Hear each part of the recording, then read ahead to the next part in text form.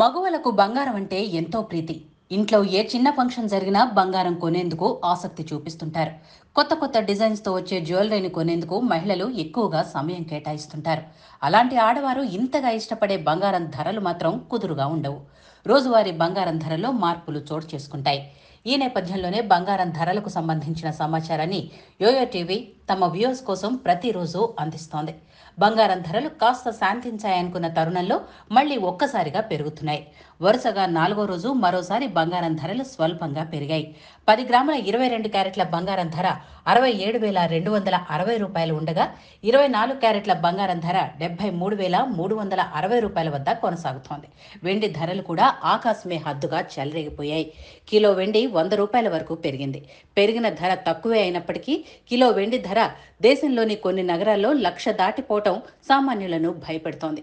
Kilo వెండి ధర 97,800 రూపాయలకు చేరుకుంది.